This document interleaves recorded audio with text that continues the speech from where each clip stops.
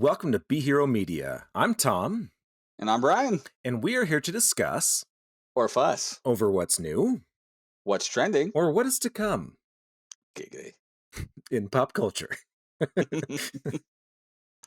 I'm glad that tagline still makes you laugh.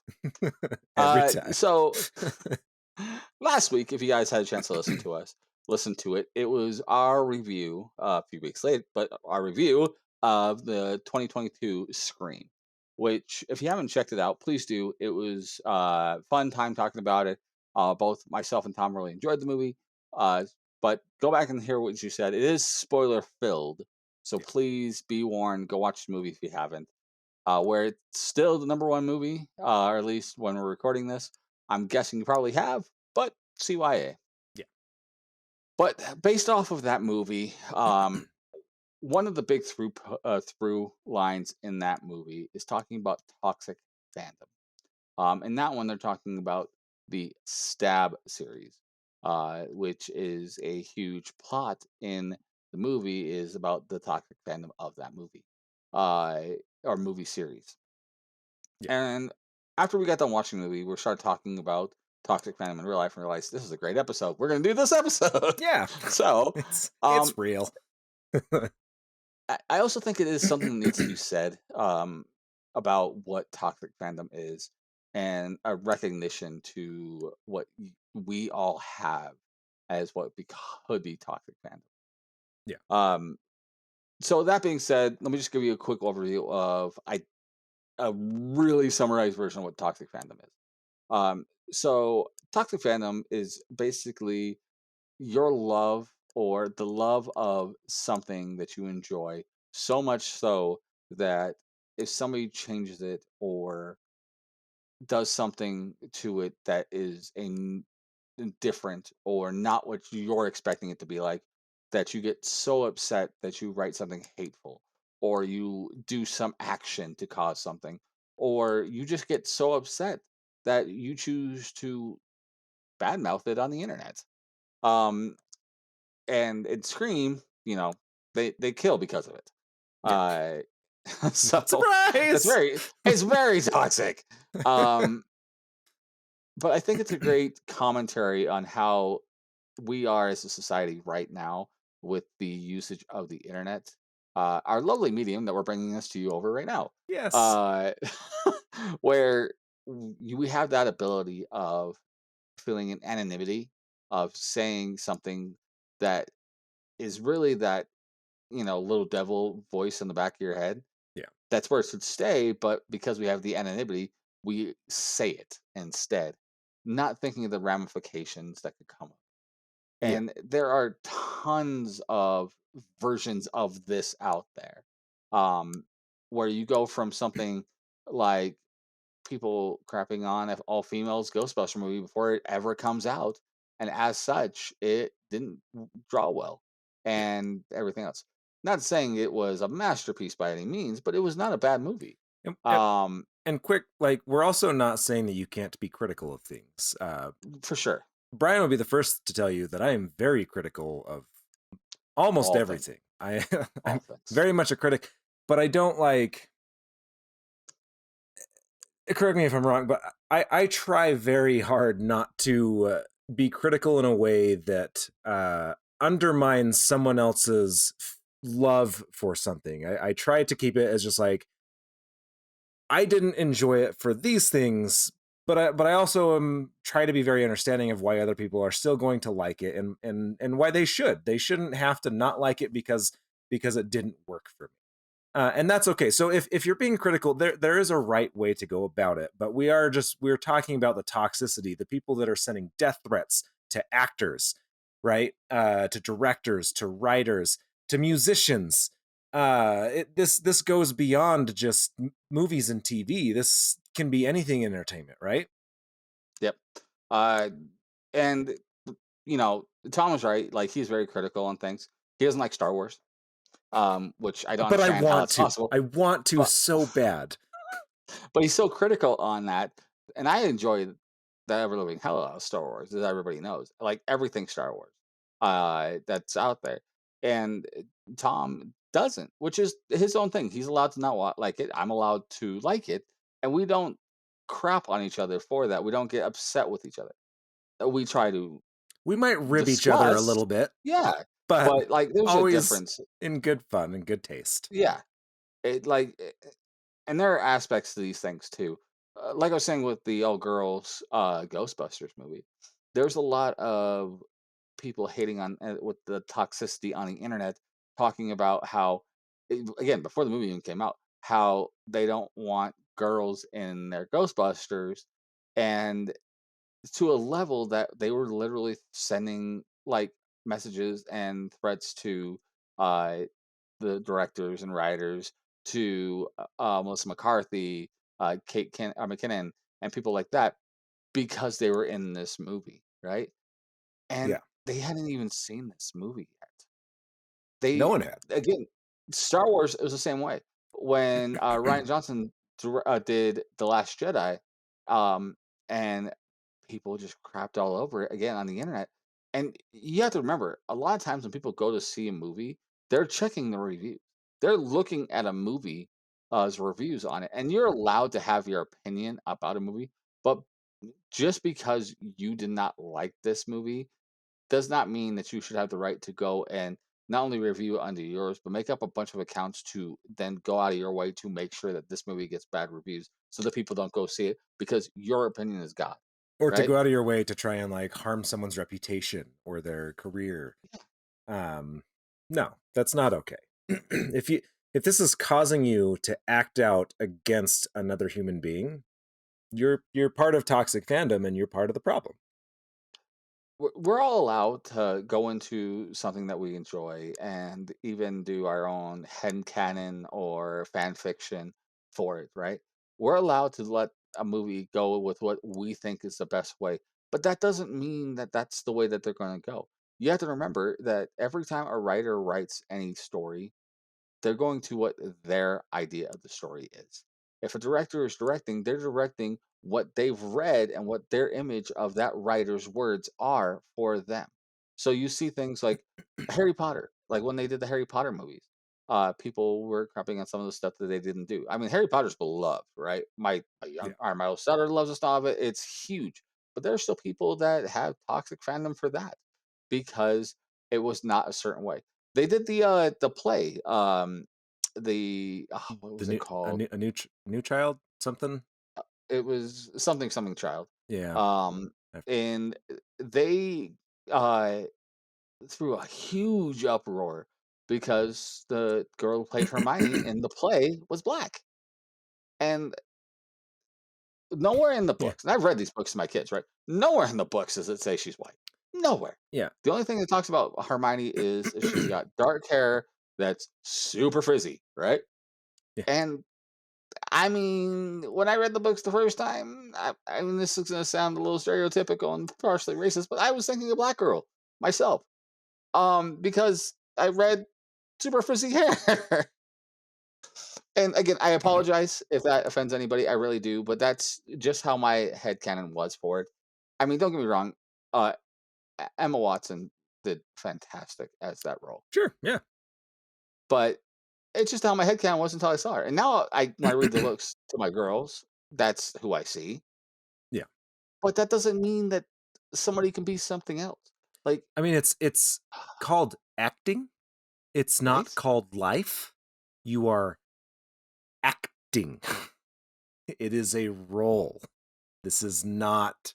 It ends there, guys. Mhm. Don't stop taking it so seriously.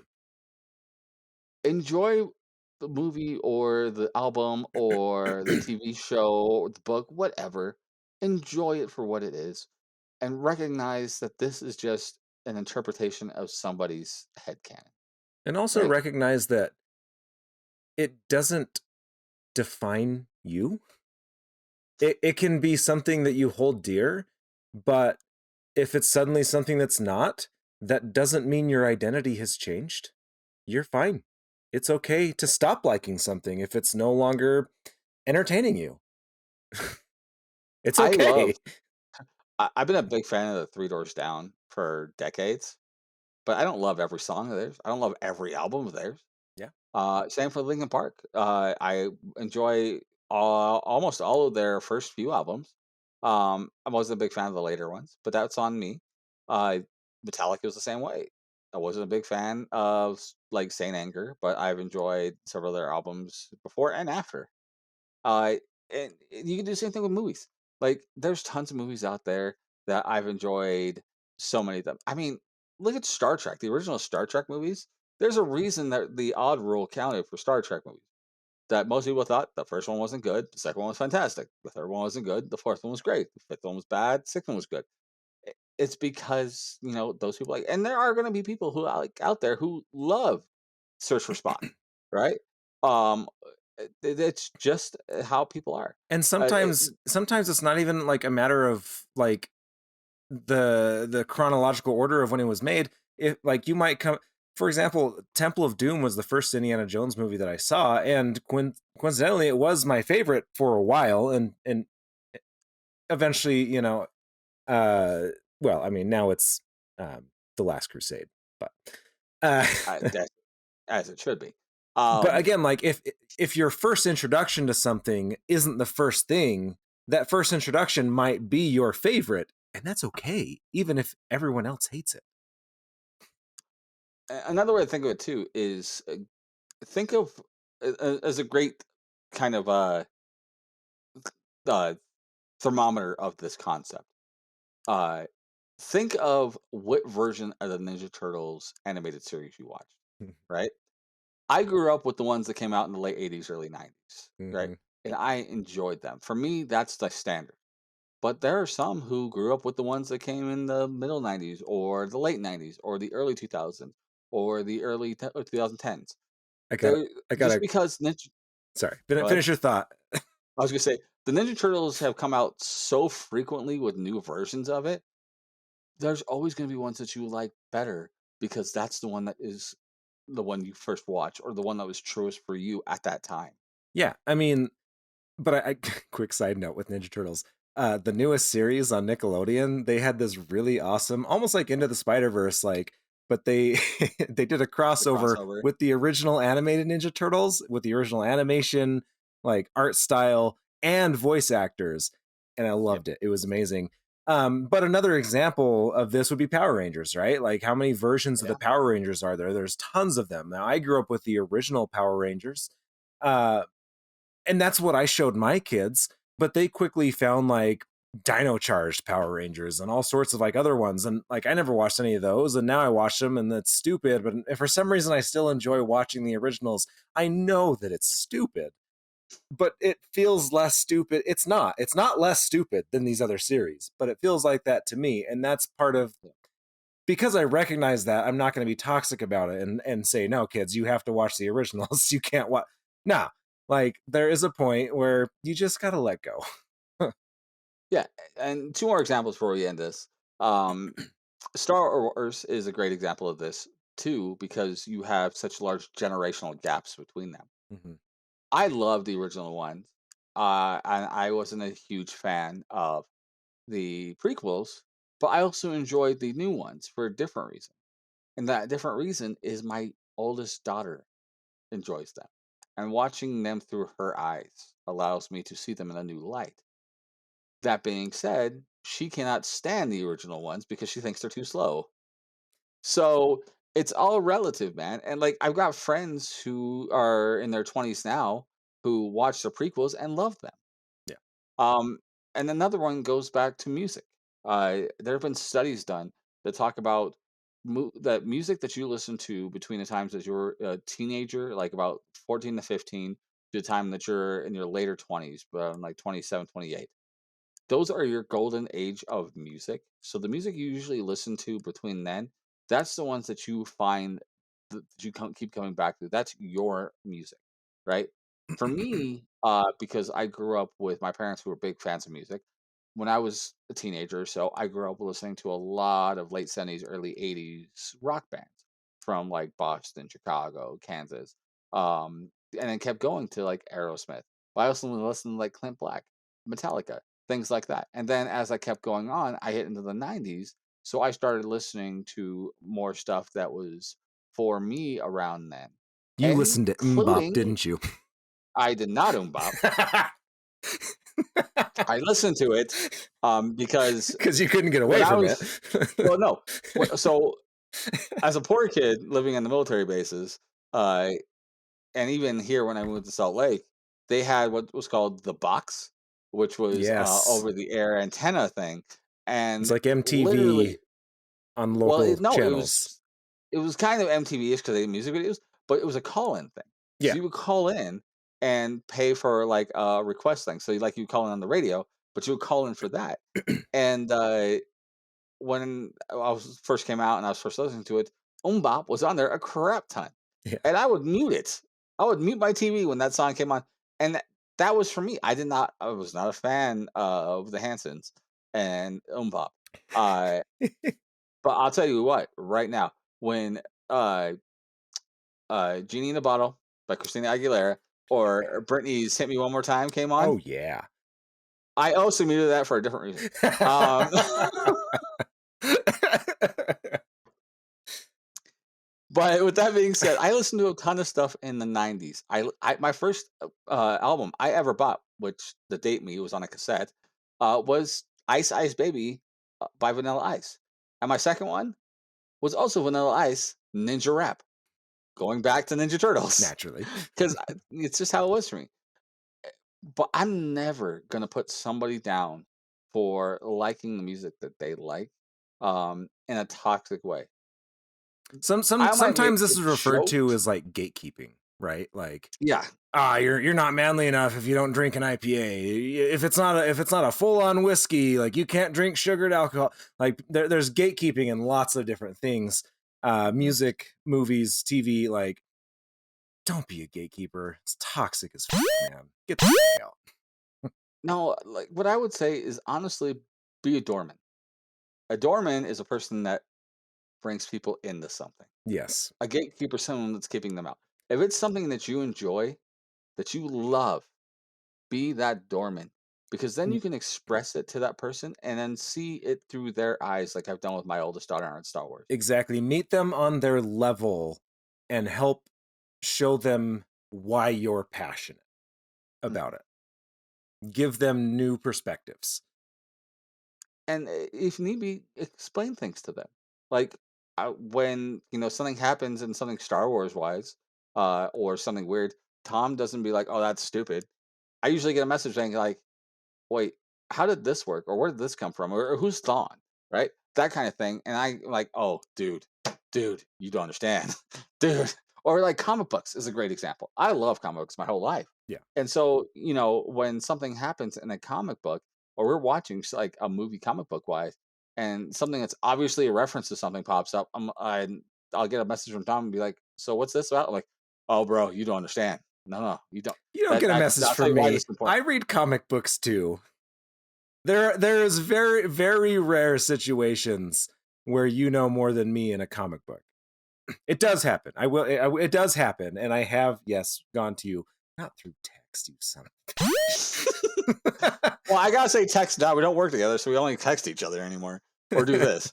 Um, but the point being is, I don't give him crap about it. I don't be like, "Oh, you don't understand. You're not worthy enough to know."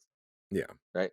No, I bring him or anybody else that messages me in about it and be like, "Come, my friend, I will show you. I will explain to I you the will wonders that show is you the Stanley." world. Yes. So go out there and be a doorman. Open the door for some fandom that you enjoy to people. Do not be toxic. And don't be toxic on your opinions out there. If you don't like something, don't like it. Yeah, But that doesn't mean somebody else is not going to want to like it, yeah. right? You can share your opinion without shitting on someone else. Yeah. It can be done. Brian and I do it all the time. Yeah. In fact, if you go back and read some of the reviews that it's been a while since we've written any reviews, but if you go back and read them, like, you know, especially the ones that I did, there's a lot of movies I was very critical on, but I always brought up things that I liked. I always tried to give a positive spin, and in most cases, I even talked about like scenarios where it's like, this would be a good time to watch this, or a good situation, like that. High usually, but Um, Well. I I heard this actually through another podcast just recently, and I thought it was a great aside to this. Is no matter what it is that you're watching or listening to or reading or talking about, instead of hating the parts that you hated, go and find the things that you liked about it. Because I guarantee you that there's going to be something, right? Me and Tom have talked about this at work at length or here on the podcast about things that were just garbage, but there were things that we liked about it. And instead of just putting down the movie, it's like, you know what? That might not have worked as well. They might have done this stuff differently, but you know what worked really well was this. Yeah. Or this actor freaking nailed it, right?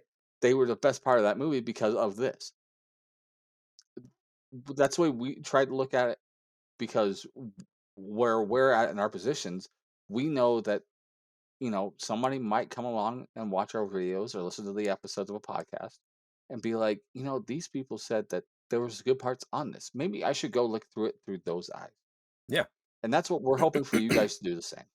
And on that same point, like, no, like, for example, Brian and I, like, we're really good at like finding things that we like, and if there is something that we don't like for Scream, for example, when Mhm. we talked about the visions of the Billy Loomis. Billy Loomis, um, we had probably Spoilers. yeah, yeah, we had probably like a 30-minute conversation um about like what could have happened to develop that to make it like so much more meaningful, or Yeah. different things that could have been done. And it's like, it's already made. Why are we having this conversation? Well, we're having it for a couple of reasons. For one, like, it does kind of give you a little bit of closure, sure. But it is actually fun to talk about, like, what could have been different. And then on top of that, Brian and I both do try our hand at writing screenplays. We can learn. So by talking about recognizing things where another writer or director or what have you, like where something may have not quite been enough, may have missed the mark, we can then take that experience to our writing and learn from it and create something that hopefully is going to be even better and even more entertaining, uh that we can make, um so again, like, it's okay to be critical, it's okay to not like something, and you can talk about it, but just make sure that you're doing it in a fashion where people are growing from it and not being damaged. And definitely don't be that guy to go out there to talk crap on somebody for liking something either. I mean, I don't know how many times I've seen it on Facebook and other places, Twitter, where, you know, somebody comes along and it's like, "Oh, I like this movie," or "I like this show," or what have you. And then someone in the comments underneath, it's like, "Well, then you're an idiot for liking this because this person did this horribly and this. That right there is the most of the toxic on fandom because not only are you gatekeeping, but you're putting somebody down for liking something, Yeah, right? And you're that is the worst shitting on person. someone for like literally being happy. Yeah, Fuck you right. for doing that. Exactly. Like, honestly, if you're a person that enjoys doing that, please just unsubscribe from us right now. Yeah, Like get the fuck out. 100%. We don't care. Because we don't need that kind of people here. Instead, I would much rather see everybody that enjoys something that people don't generally like. Please comment down below. Tell us what it is and what you like about that. Because I want to know and I want to see it through your eyes. See what I made. Maybe it's a movie I wasn't a fan of, or maybe it was a book or album or something I wasn't a fan of. And maybe through your eyes, being able to see it uh, that way will change my view on it. We've done that before. Me and Tom have talked about different things, and both of us have changed our opinions on things because we brought up different points and aspects to something. Different perspectives. Uh, And then yeah, sometimes with those different perspectives, we go back and rewatch or re-experience something and we still hate it. But then there's always those times where we don't. Um, and both things are fine as long as you're not being an asshole about it. yeah, like 100%. So please, just hit us right here in the comments and tell us what was something that you like that most people don't, and why. Tell me, give us Give us your best pitch for the thing, and I promise you, I will go and watch it or listen to it or, well, read might be hard. I will summarize through it, and or I'll have an audiobook read it to me about it. Um, and And let us know what you guys think because I want to share in your fandom. I know Tom does too, and I want absolutely. to share that love. Like for me, there's so many great audiobooks out there. If you guys have not read or had read to you, the Iron Druid Chronicles by Kevin Hearn, go watch that. Listen to it. They have 9 books in the series, and they're fantastic. For me, I think they're great. And take a listen. Tell me what you think. And I've gone through like 3/4 of the Halo books on Audible. And so I'll debate anyone all day on why Master Chief is better than Captain America, but but the point. Next debate episode we do is that one right there. Um, Side tangent. That's totally not relevant.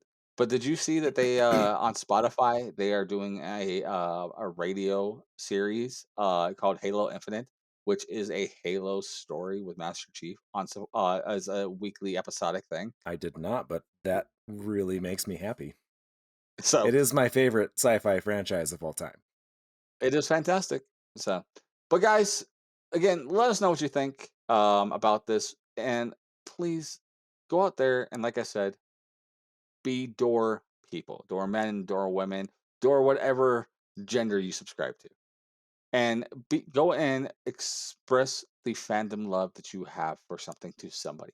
Even if you don't do it here, go express it in a general way to somebody and bring them into that fandom because there's nothing better than sharing what you love with somebody you care about and seeing it through their eyes. Absolutely. Couldn't have said it better. Anything else, Tom? I think that pretty well covers it for me. All right. Well, guys, this episode, truthfully, 100%, we want you guys to go out there and Be a hero. be a hero. Catch you guys next week.